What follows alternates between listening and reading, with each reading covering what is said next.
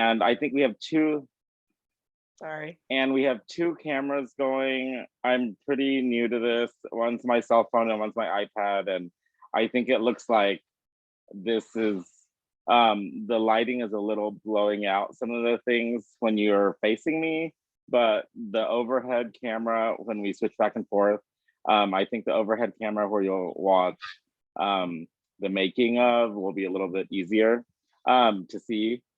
And one day I'll figure out how to deal with that. And I need to reach over here to my phone. Bear with me a moment. Okay. So thanks for joining. And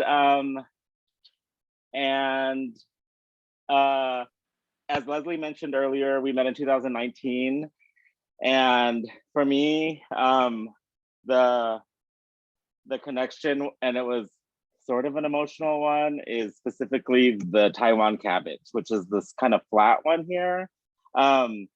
This cabbage, and in the camera, I'm noticing it looks really blown out. But anyway, but from this side, I think you can see a little bit better. And let me get set up. Okay, so this is Taiwan cabbage, and then this is Napa cabbage. And oops, a little bit of water.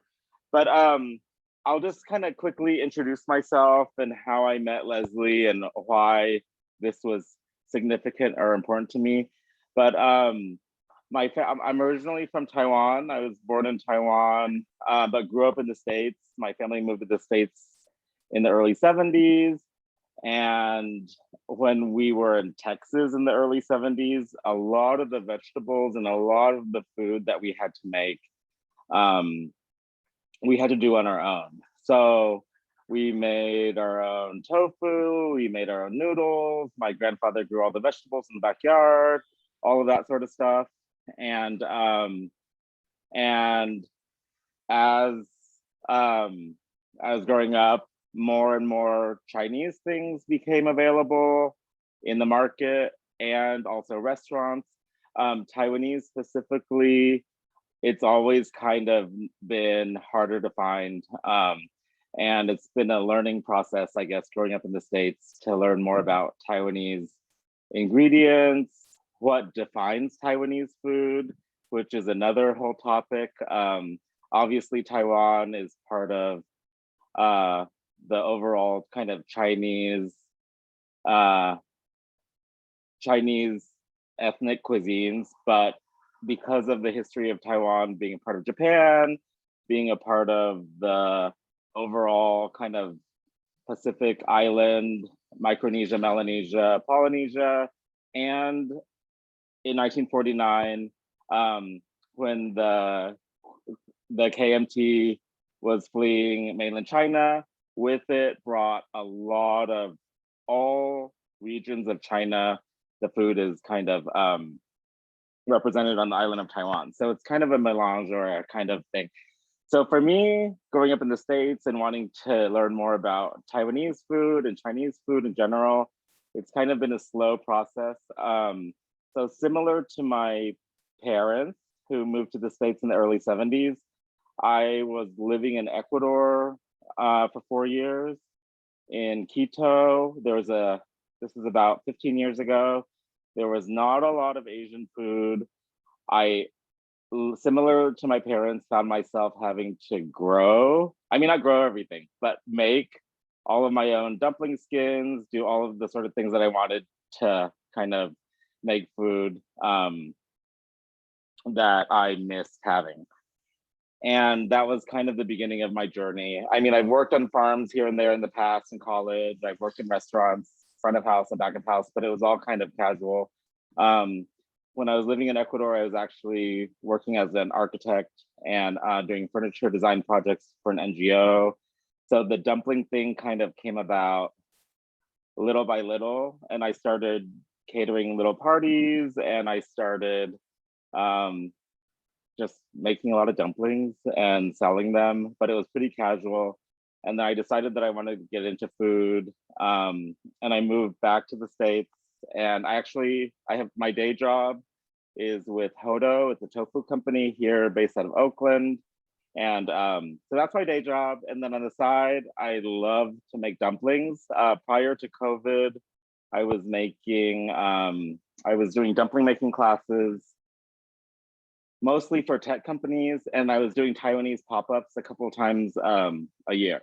So, and that was kind of my opportunity to explore what the definition of Taiwanese food was and kind of how it came to be distinguished in different ways. So I'm doing classic dumpling making today, and we're going to be doing this from dough to and all the ingredients. So anyway, so quick thing. How many of you already make dumplings in the group? And do you have your go-to recipes or go-to classic things? Trying to find a way to unmute everybody. Okay. All unmute all. Ask all to unmute.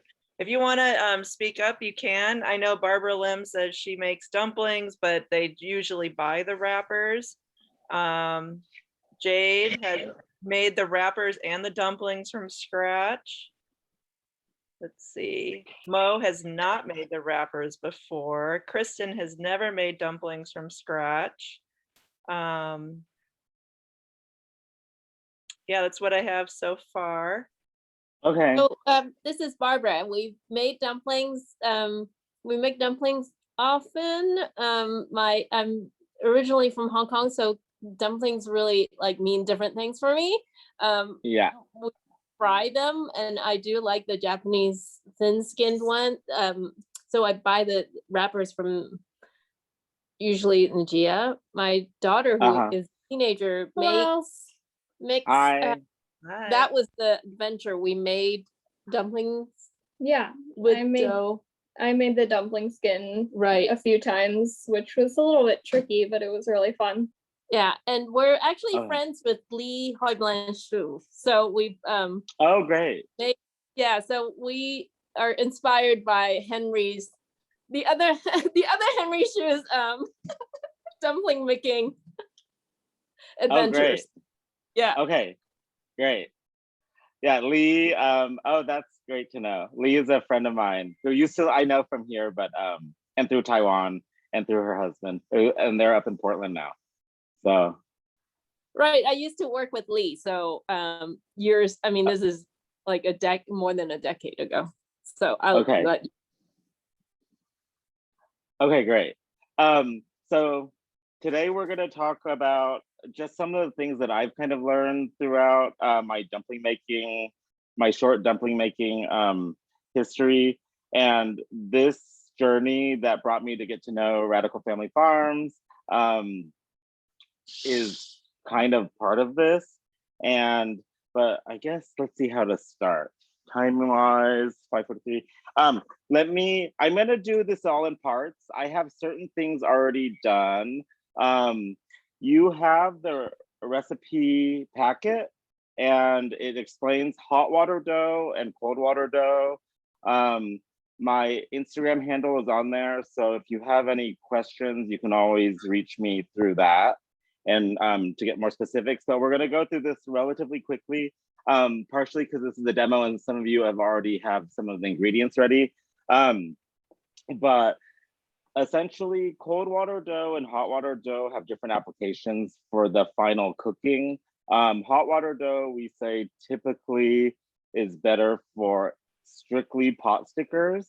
That hot water does something to the gluten structure so that it breaks it a little bit, so it's not as durable for water cooking applications.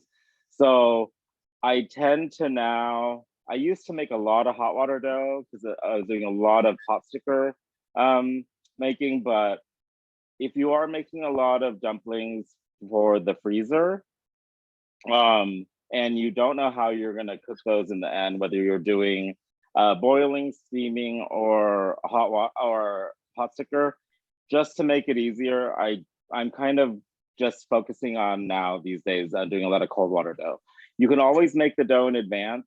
It seems daunting to do this, but I promise you, if you get used to doing your own dumpling dough, having it ready, you can have it in the freezer, you can always thaw it out. It makes, and once you start wrapping dumplings, it's quite easy, you'll start to see. But so essentially we are starting with, I already have measured in here 500 grams of whole all-purpose flour.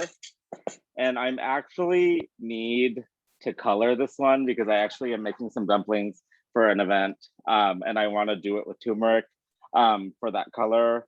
I'm using this Diaspora Co turmeric, and I'm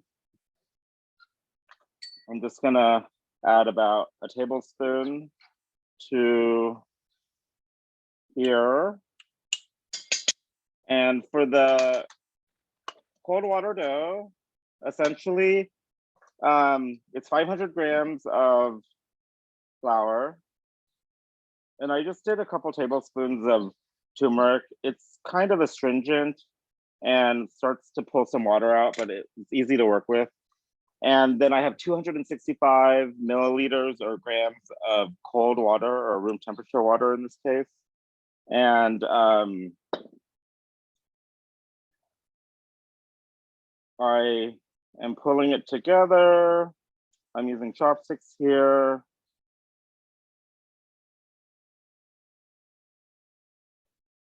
And I don't fuss too much. The recipe is really, I feel like it's pretty foolproof.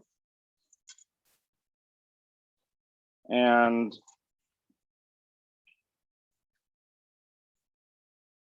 I did make a bit, I pre-made a batch earlier, and I did use a stand mixer for that just because I made a lot of dough earlier. So this is a smaller batch, but this is what you have in your recipe. And all I'm doing is kind of, I don't know if you can tell the quality of the camera. I don't know how good it is. But I'm not totally pulling it together into a ball or kneading it into a ball. I'm not that fussed by it during this part of the process. But I do want to make sure all these kind of dry bits get moist, and that I'm still not worried about that ball shape. And I don't know if you can see here, but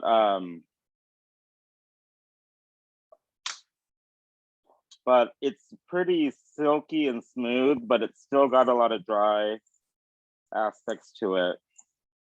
And what we're doing here is we're gonna pull this together, and then I have a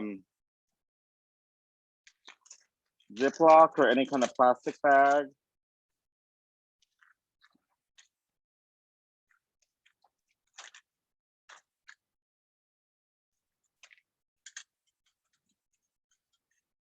And then it seems odd, maybe. I don't know how many people here bake. But I just am not worrying about pulling it together into a ball. I actually wanted to keep it a little dry and loose. And we're gonna let it rest for half an hour. So, and then after that initial rest for half an hour, I will knead it again for 10 minutes. And then I'll let it rest for a minimum 2 hours in the refrigerator. Or you can leave it in the fridge overnight. And then you have that dough ready. If you're not going to use it within the first couple of days, just throw it in the freezer, and when you're ready to use it, thaw it out. So that's that. And then so now let me rinse this off.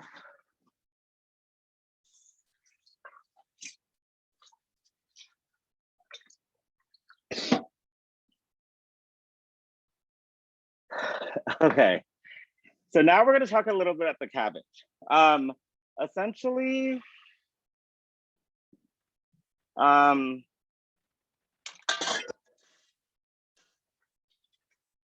many of you are familiar with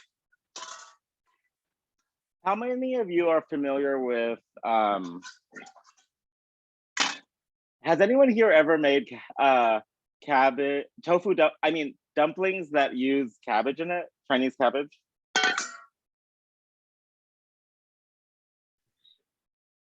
I have. Okay. I have not. So it's, no? Nope. So I think the use of cabbage in dumplings, so dumplings are usually with a wheat wrapper, the way we think about it mostly. And wheat wrappers, wheat products like noodles, dumplings are traditionally Northern Chinese. As when we go further south, or when we go, for example, to Taiwan or Guangdong province, there's other kinds of wrappers. My parents often talk about how when they were really young, there were just no dumplings in Taiwan. That didn't start happening until later.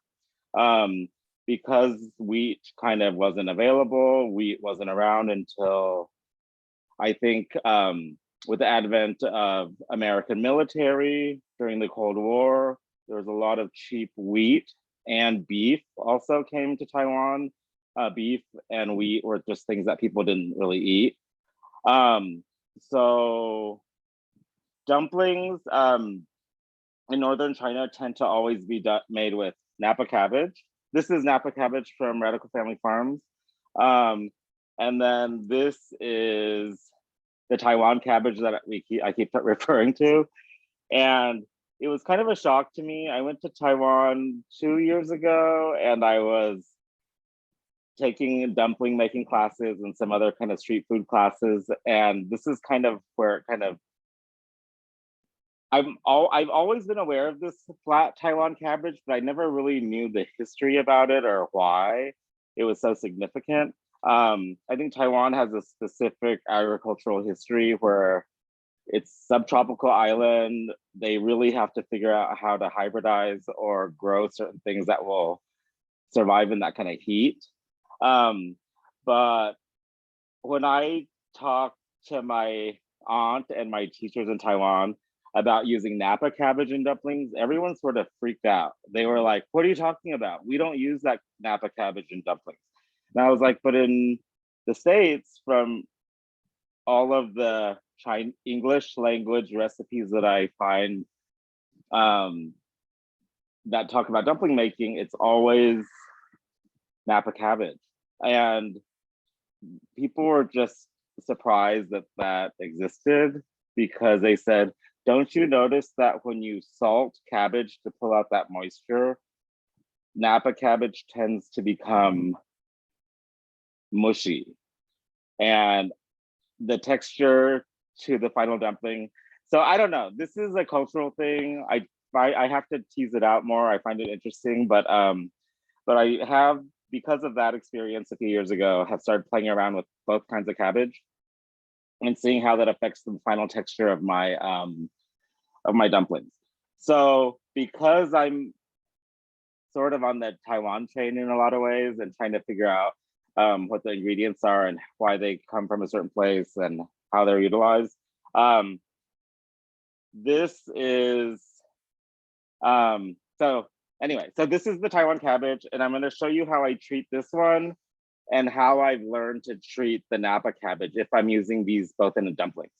So the quality, you will find this at Radical Family Farms. It's not ready yet. It's coming out in about a month or so. Leslie mentioned that these will be ready in about a month or two. But this one I did get at Berkeley Bowl. But you can find this at 99 Ranch, at Berkeley Bowl, different places like this. But I'm happy to get it through Radical Family Farms, as I want to support someone kind of going through a similar process of discovery. And also I like the idea that it's no chemicals and regenerative farming. This cabbage is it's dense, similar to a Western cabbage. However, it is lighter, sweeter, and crisper. So another emotional or cultural point for me is that my mother is obsessed with this cabbage, and she thinks that people need to eat it every day for health. And so essentially I've cut out the heart, so I don't have to worry too much about this. For me, when I do this kind of, when I'm making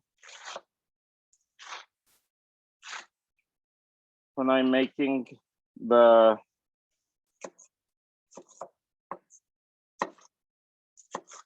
filling for dumplings, I tend to rough cut it. I actually really like the texture of this cabbage. I don't find it too hard, but I do break it up into a size where I can kind of manipulate it. And then I will go ahead and salt it as well. And I don't know if you can see that, but I put about a tablespoon of salt into here, kosher salt. And now I'm kind of massaging it in to break it up, because I do want to pull out some moisture. And I kind of rough cut it because I actually like it to hold some shape and texture when I'm working with it. And if there's some bigger bits in there, I will break that up later. But I let the salt do its work and macerate it a little bit like this, and then set it aside.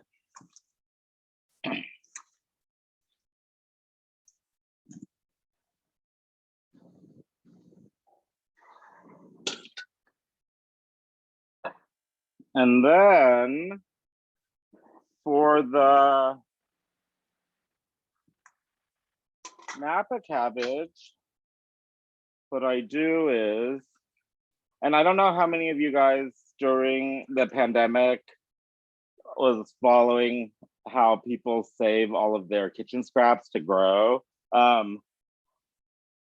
of the things, the reason I have this kind of sitting in water, the Napa cabbage from Radical Family Farms, is I actually spent the last 6 weeks with my folks after getting vaccinated. I finally went to go see them, and my parents have really gotten full force into, they always did a little bit of light vegetable gardening, but now, I don't know if it's during the pandemic, they really started getting into it. But my mother stores a few of her vegetables all sitting on the counter in bowls of water. So all her Napa cabbage sits on the counter. A lot of her water spinach, all her sweet potato leaves, everything kind of sits in water, and then she jams it back into the ground later. And it stores well and holds well. But so for the Napa cabbage, instead of doing that salting that is often talked about when you're making dumplings, I actually now, and I actually have a roommate who's from southern China, and she was just saying in southern China, where she's from, it's rare that folks will use cabbage. In dumplings, it's more often garlic chive. And I know for my family, it seems so different from Korean or Japanese dumplings, where people seem to mix a lot of different things into one mixture. I'm not going to use the whites. I'll save this for another application later. But let's see.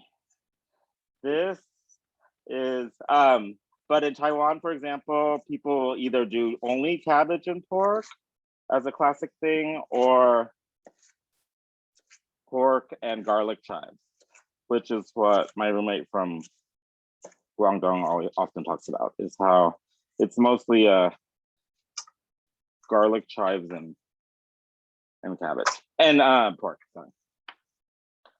So this one, I'm cutting it up to get it ready for also the dumpling filling. And unlike the salted version, we are actually doing this, which I've only been able to find in a couple spots. But I don't know if you can see what I'm doing. I'm just putting about a tablespoon of oil on here. And instead of the salt, pulling the water out with the salt, what we're doing here is coating everything in oil and letting it sit for the same amount of time that we're going to let the other one sit. And coating it in oil turns out, instead of leaching out all the water and creating this mushy thing, if you see this now, and in about 15 minutes, when it's time to put this into the filling, it actually seals up all the cut parts and it keeps its texture. So I actually now like to mix the Taiwan cabbage with the Napa cabbage, and I will keep, and they both offer different textural qualities, which I like for the pork dumplings. Hey, Henry, what kind of Yeah. oil do you use? Janet is asking. So I typically will use any kind of neutral cooking oil. So I always keep neutral cooking oil here in the house for high heat. And I like safflower, or safflower is what I'm using today. But I will use other the other high heat oils I'll use are rapeseed, and I'll also, if I can get my hands on it, it's not as easy to find, but rice bran oil. Those are all kind of flavorless high heat oils.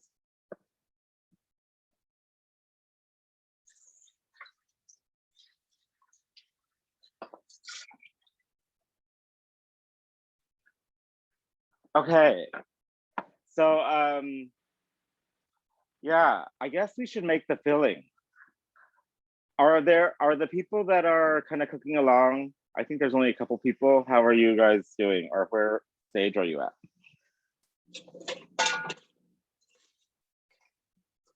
Or does anyone have other questions?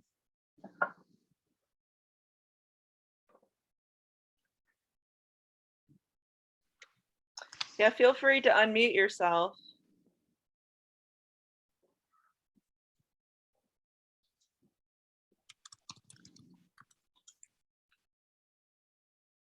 No questions right now. No questions? Okay.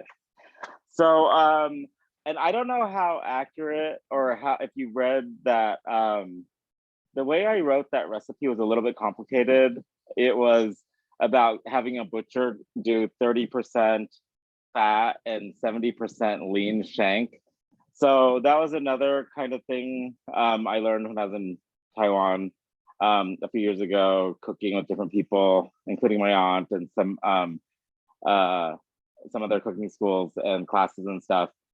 Quite often for ground pork, and this is a little too over the top here and unnecessary, but the butchers in Taiwan that prepare all this kind of ground meat for dumpling making tend to use shank, and it's just the front leg, not the hind leg, and shank tends to be the leanest, and so the fat control is the idea of controlling how much fat you put into it is based on that ratio, which is what I wrote out. But I tend to just buy my ground pork at the grocery stores now. But if I do want to pull it together and try that method, and if you can try to figure out how your pork, lean pork to fat ratio, I know in the States it doesn't seem like we have that much choice. I know with ground beef you can always find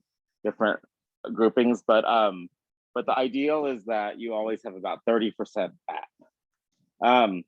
So this part,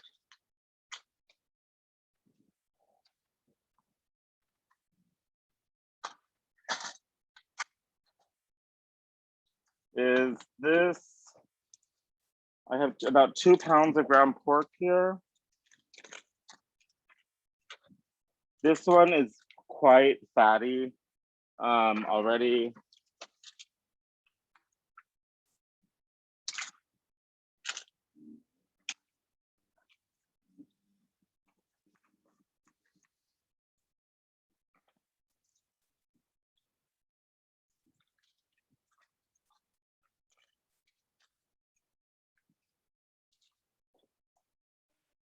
And we're actually gonna, while I start to pull this together, I'm going to heat up some oil here. This is that same safflower that I had before. This is about half a cup that I'm heating up. I don't know if it's easy to see. Hey, Henry, where do you get your ground pork? So this is a little bit crazy. I will get it anywhere. I live in Oakland. Berkeley Bowl has always been my main go-to, but I don't know if anyone here lives in the city or shops at Buy Right Market. But Buy Right, there's 2 locations, and one is 18th Street in the Mission, and the other one is Divisadero. And this is a discovery that I don't know if anyone here follows Flavor Explosions, Linda Tay Esposito. But Linda and I have this thing. She kind of tipped me off to it. I often go there because that's the only location I can buy pasture raised organic Achilles beef tendon for the beef noodle soup that I make. So if I'm in the city, I often will stop there to get that tendon. And their ground pork, I don't know what the butcher does there or how he pulls together all the various meat parts to create it, but I don't know if you can see in here. His pork texture, ground pork texture, is crazy. It's really fatty and it's kind of gristly, which I used to be obsessed with trying to make dumplings that kind of tight, juicy ball in the dumpling, but I have gotten so used to this texture. And I have tried to get the local butcher shop here in Berkeley. It's quite expensive to have it done that way for them to grind it. And I do have a grinder here, but I haven't figured out how to do that on my own. And that's just a personal thing, and it's a textural thing. So yeah. And did you say it's at both? Is it at both locations at the Buy Right, or which Buy Right? For some reason, so this sounds too much like over the top, but for some reason it's just the Buy Right on Divisadero that they get this really crazy, interesting texture, and it's just their standard ready to go one. So yeah, but I will just get whatever pork is out there, but the texture constantly changes and the fat content changes. So yeah, find your pork that you like, and the ingredients seem to make a difference. Okay, so this is hot, the oil. So the first thing that I'm doing is, and this is kind of a big deal. I don't know, for some of you who have already made dumplings before, sometimes when you cook your dumplings, sometimes that pork seems emulsified and you don't get that juiciness, or it kind of tastes granular or grainy. A lot of that supposedly has to do with the heat of your hands and the temperature of the meat. It's not losing fat and it's not losing, I don't know how to say this, but what's happening is that when you use your hands to do this, or when you're pulling it together, it can start to lose moisture from the meat. So we try to do this relatively quickly and keep it cold. But the ingredients, as you guys probably saw in the recipe packet, are pretty simple. So I try to do all the wet things first. So this is just the pork. This is the sesame oil, soy sauce, and then white pepper. So these are sort of the dry ingredients, or wet ingredients, sorry. And then what I do is I use this kind of, you do a claw method. And the idea is when you start to pull it together,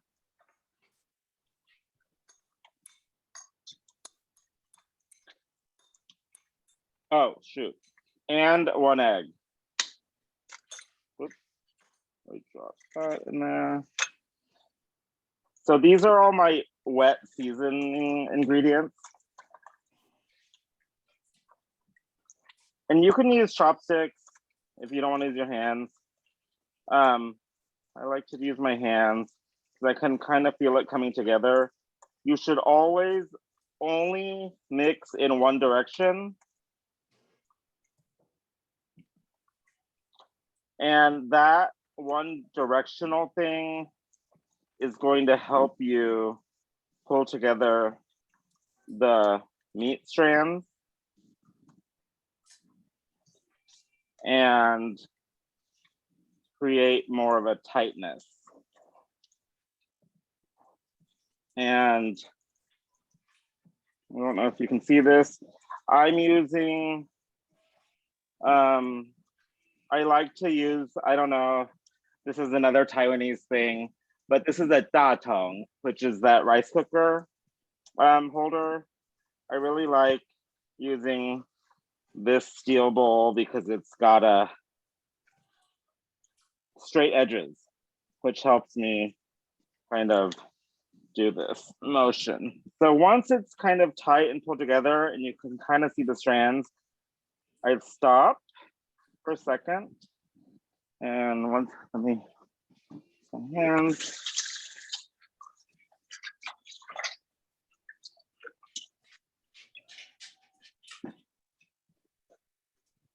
And then I'm actually going to add the ginger next. And how many of you do this with your ginger? Seems to be the best way, just to use a spoon. I don't know if you can see this.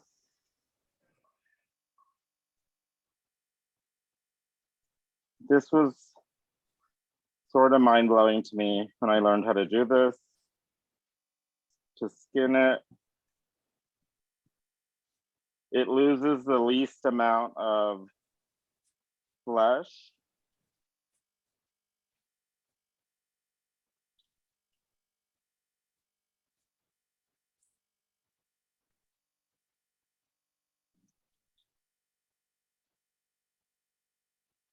And then for me, I also like to use a microplane because I want sort of all of the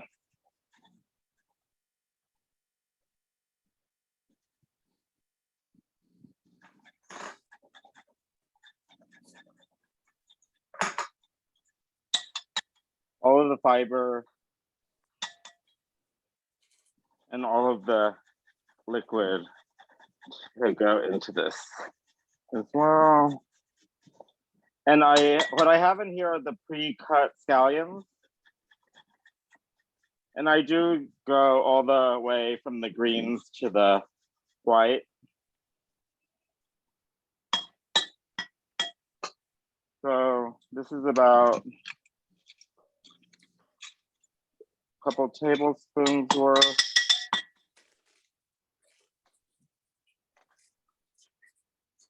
And then I'm gonna put a tiny bit of salt in here. When you're making your dumpling filling, always check your sodium levels. And a way to do that too is you can always make a little ball of meat or filling, and if it's a raw, and then cook it on a skillet just to figure out how much more seasoning you may need before you do your filling, knowing that you're going to have a filling and you know that you're going to have a dipping sauce as well. So this is hot oil. And this is the classic way to kind of open up ginger and scallions. You may have had this for Hainan chicken rice. Often it's just salt, ginger and scallions. And this is just hot oil.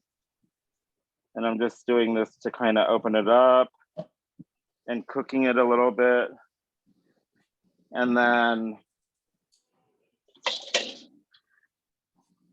this, I'm going to also put into here, into the mixture.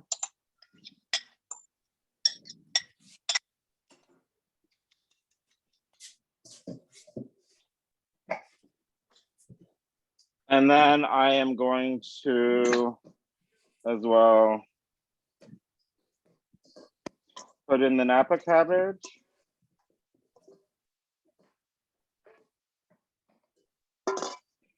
And then I need to rinse out the other cabbage. Give me a second.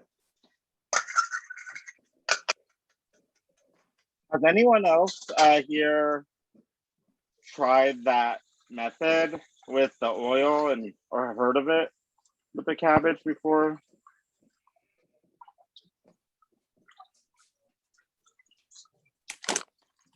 I have not. I have. I grew up with my household had used that. I thought it's very Cantonese style to make fried rice. Or With eat it cabbage? any- the ginger scallion with everything. Oh, the ginger scallion, yeah.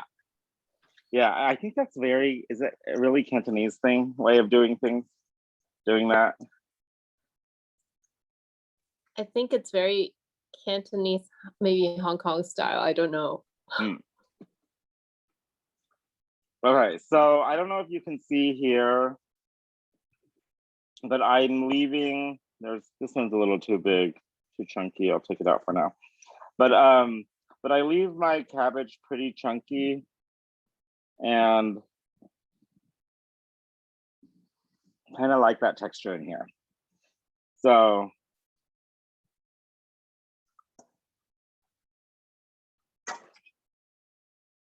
here we go. So I'm gonna mix this all in.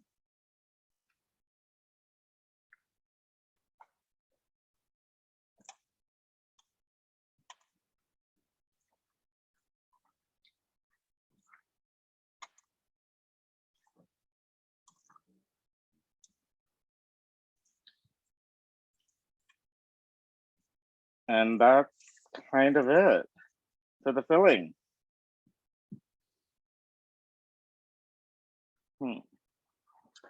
And then, okay, we have 10 minutes left and we need to fold a couple. So let's work on that next.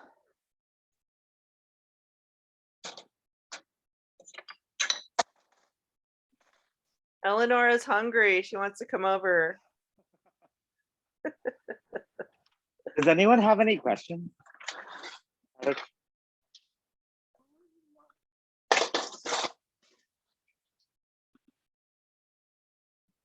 Okay, let me see. I have made dumplings a few times over the past year. I taught myself reading just like a bunch of different blogs and articles, and I'm wondering if there's like anything that like you wish you had learned sooner, of like advice of trying it, or like common things that people are doing that maybe like is not the best way or most efficient way or effective way to do it. Oh gosh, I feel like I've slowly learned how to do this over the last 15 years. And it's only in the last year that I finally feel like I have kitchen confidence about the dough. So it took me a while to get to this point. But one of the biggest learnings to me was this kind of the mushy Napa cabbage versus this crispy Taiwanese one. That was kind of big for me. the other thing about dough is I think I just wasn't confident starting the process, but in the last few years, I've taught so many classes and done this dough making with people, and have heard later that people say, wow, I can't believe it's so much easier for me to do handmade dough than it is to do store-bought. And that's just a tactile thing. Like once you become confident with your dough, I think it becomes, you realize how much control you have, I guess. And I don't, how do you, are you making your own dough in this process that you've been going through? Yeah, I've only done hot water dough, and I've done it Okay. in the food processor and in the stand mixer. And Okay. I don't know if I ever did it by hand because I hate that. But I'm really into Right. my cold water now after all the things you've been talking about.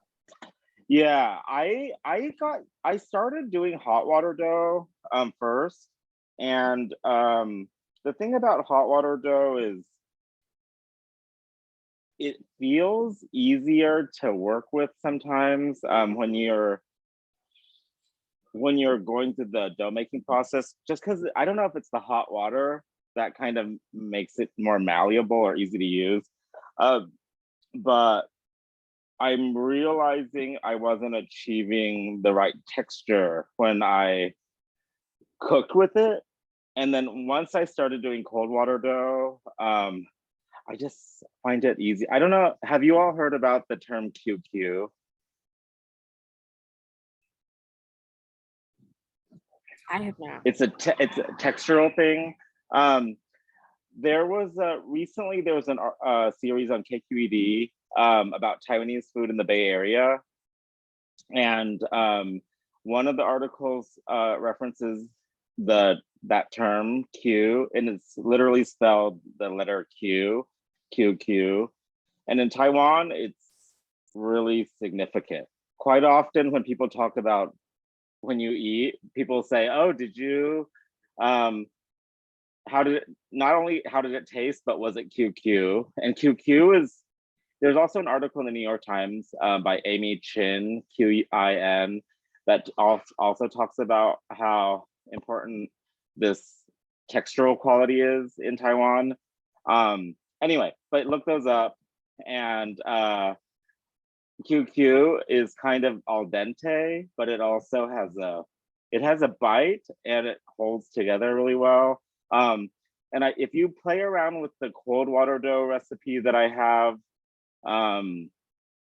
that I sent to everyone through Leslie, through Radical Family Farms, you'll find that just try to do it a few times in small batches and see how it goes. But I think you'll be pleasantly surprised. So I don't know if everyone's watching while I've been doing this, but I first took that dough and I made a donut.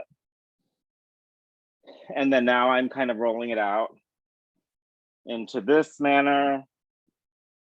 And I'm just gonna show you guys a few dumpling folds that are pretty basic. But I have this pastry cutter, and I have a scale over here. I'm gonna do approximately 6 to 7 gram balls, or 8. And every time I get the opportunity to touch each one, I give it a good squeeze and kind of knead it again. So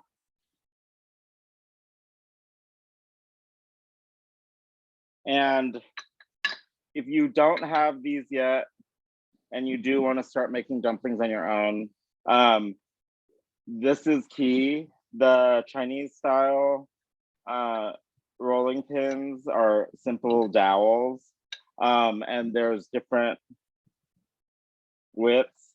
This one I use for if I'm making yeasted buns, baozi. yeasted dough has less, when you use it, it's got it's a lighter touch the bigger it is. And then when you get down to this really small dowel, this is what Ding Tai Fung in, if everyone knows Ding Tai Fung, that is a Sichuanese family that moved to Taiwan after 49, and then they started making xiaolongbao, which is known to be a Shanghai style dumpling. But in Taiwan, that particular family, they are the ones that created xiaolongbao with that really thin skin. So they're the ones that kind of coined or made the recipe for the thin skin. And I think they have to do 18 pleats or something like that. And the smaller the dowel, the more control you have. I know someone mentioned earlier talking about wanting to make or like Japanese style dumpling skin, gyoza. So this is all, you have a lot more control with a smaller dowel. I'm using, this is my go-to, is kind of a middle one. And then these are the little balls. This is about 9 grams. And I typically, I don't know if you can see this, but I typically flour the top and then I turn it as I go.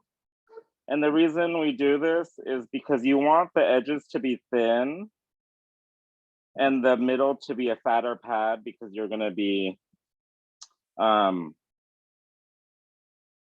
it up. And then, let's see if you can see, but, and then I take about this much filling. I tend to not weigh this. And then this is what I speak of when I say it's so forgiving. I give it a good stretch. And then this is, I don't know what style this is, but I'm using my thumbs like this. If you can see. And then pressing. It's a little wet. If you have your fingers dry, it always helps. But the reason I do it this way is, I don't know if this is classic Shandong style, but the reason I like this shape is that it boils well. So it has a fat pad if I do want to make a pot sticker, but it also has a great shape if you're boiling, because it's got this kind of doughy, floppy thing. So that's one style. And then, okay, I can't tell what you can see. Okay, that's there. And then,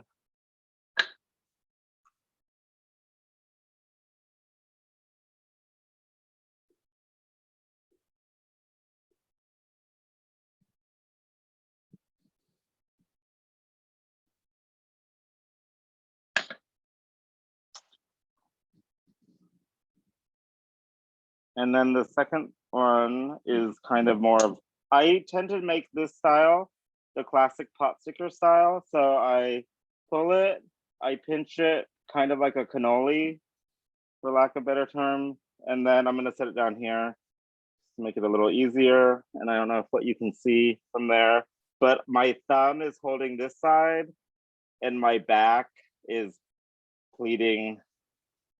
I'm only pleating the back side. So that one for me is kind of a classic pleated shape. And this one I tend to do just for pot stickers. And then that's that. And then this style that I'm going to make. So my dowel gets a little sticky. I always take the top side again, not the bottom, because I like the bottom to stick a little bit to the surface I'm rolling it on. And this side, I kind of will, this style, I tend to go big, and I don't even care about the shape that much. And this is why I also say this is such a forgiving thing. And then this one is quite thin. And this one I kind of stuff a little bit more than normal. And the reason I do that on here is this one, I'm simply, get your fingers dusty on the outside, it helps the inside stick. You don't need water to hold it together. And this is, I don't know what it's called, but it's the open style one. And when you cook this one, if this one I also just do as a pot sticker, it's totally open. Most of the fat tends to come out, and this creates a really nice crust on the outside. So all of that extra oil coming out makes a really nice crust. So yeah, that's it, I think. I think we're just at 6:30 now too. But yeah, so I kind of wanted to highlight simple dumpling making and kind of talk about the two kinds of cabbage that are most commonly used in dumplings. So hopefully you have a chance to test it out and kind of get the textural qualities on your own and kind of have more confidence to play around. And don't forget, feel free to text me, DM me through my Instagram account, and I can always answer questions there as well. Tell us what your Instagram account is. It's in the email and recipe list, but tell us what it is. Oh yeah, it's Orama Sama Dumpling. Great. So, and then the dough that I made earlier, it's been sitting for over 30 minutes. So now I have to give it a good knead for about 10 minutes, and then I can let it sit and rest for when I'm ready to make dumplings. Cool. How many dumplings does your dough make? So this 500 grams, this recipe, if I'm doing, it depends. If I really want a thin wrapper and pretty small, which I do not do very often, but I try to occasionally, I'll do 4 or 5 grams per ball. But I typically am in the range for my standard dumplings between 7 and 9 grams, and I can usually get God, I should do the math, but I feel like this recipe makes about 100 Wow. dumplings.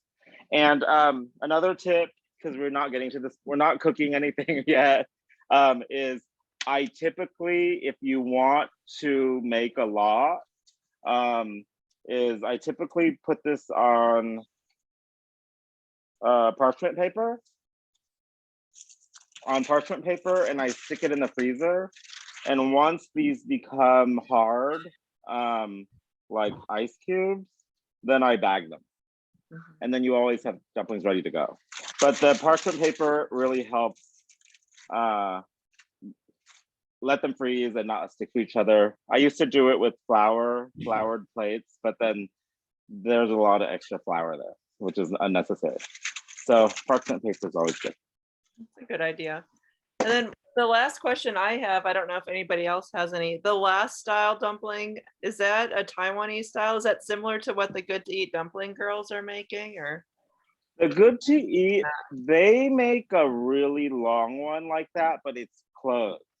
It's fully enclosed. It doesn't have open endings. So, but I think they might, I did see them post recently a shorter one, and that one might be the open-ended one. But I don't see it that often here in the Bay Area. Is that mainly Taiwanese, or where? I've never seen I that. don't think it's Taiwanese per se, but I know it's common in Taiwan. Okay. But I'm not sure the provenance or the origins of that style.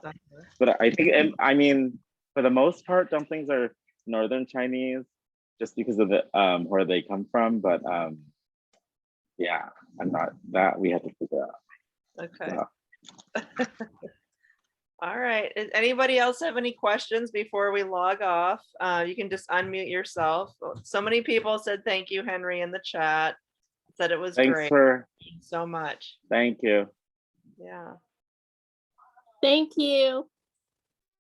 This Thank was you. awesome. Let me know how it goes.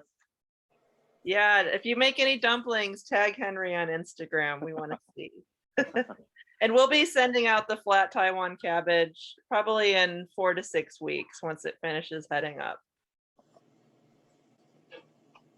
Okay, everyone. Well, thank Okay. you. Thank you. Thank you. Thank you very much. Bye. Thank you. Bye.